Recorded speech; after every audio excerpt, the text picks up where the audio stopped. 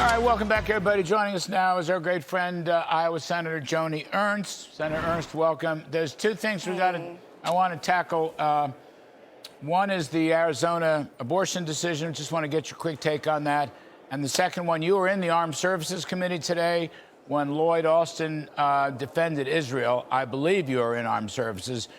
Tell me if I'm wrong, because then I'll... Yep. All right, you were there, because I've been defending Austin, believe it or not. When somebody gets it right, they deserve to get it right. But Senator Ernst, first on the Arizona Supreme Court, it upholds near total abortion. It allows, I think, for the health of the mother, but that's all. This was a law that was codified in 1913, and it was first enacted in 1864. A lot of people are running away from it. What do you make of it, ma'am?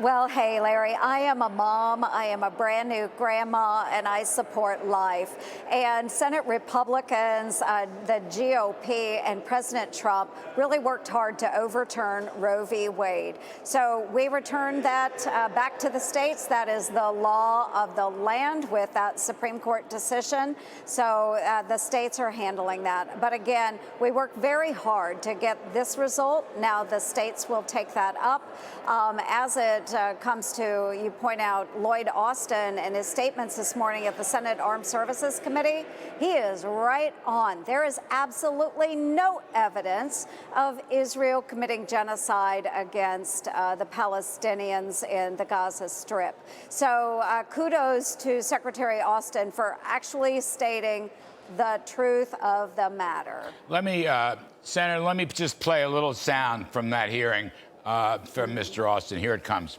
Yep. Is Israel committing genocide in Gaza? Senator Cotton, we don't have any evidence of genocide being created. So that's a no. Israel's not committing genocide in Gaza. We don't have evidence of that. You know, Senator Ernst, again, kudos to Mr. Austin. I agree with you. I'm glad to hear you say it. I'm going to say it. You do good. I don't care what your political stripe is.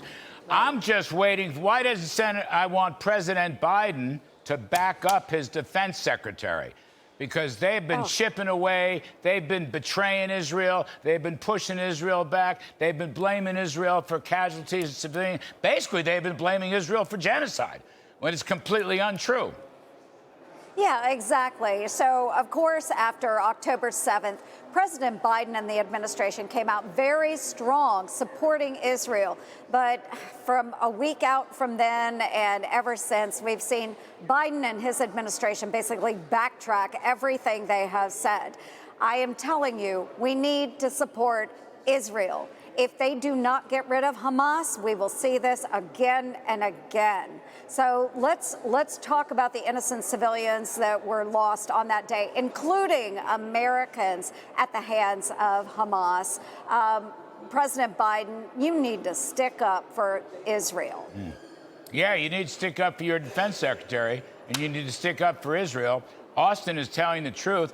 According to Tom Cotton, your colleague, our friend, Cotton said he asked the heads of the spy agencies, and they wouldn't make a statement about genocide. So Austin's the first guy to make a statement.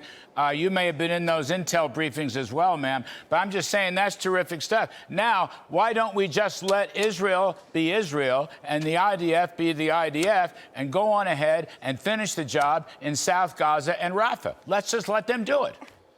Right, exactly. And so we would never be okay with another country coming into the United States and saying, hey, I know it's only a week since 9/11, or hey, it's been 6 months since 9/11. You need to back off of those terrorists. We would never allow that to happen. It would never be acceptable, Larry. It shouldn't be acceptable to the Israelis to have the American president try and dictate to them how they will run this war.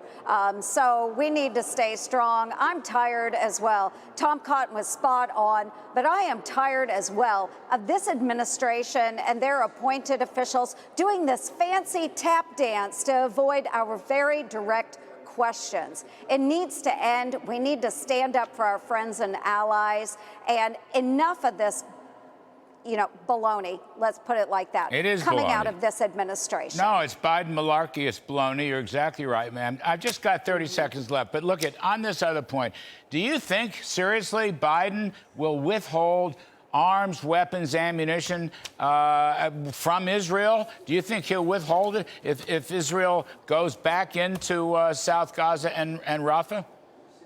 Well, hey, what I can say is the majority of Americans would be absolutely appalled if the Biden administration would do that. And he will be dang sorry when the election rolls around. I think still, maybe I'm wrong, the majority of Americans want to defend Israel. They are a democracy. They are our ally. You know, that's why I just coming back to this, I got a little bit more. I mean, that's why I think what Austin said today was so important.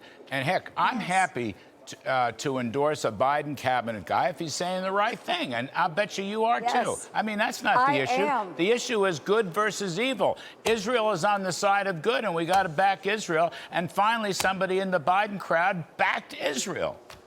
Yes, Larry, amen to that. Let's back Israel. Thank you, Secretary Austin, for speaking truth. All right. Senator Joni Ernst, thank you for coming back on the show, ma'am.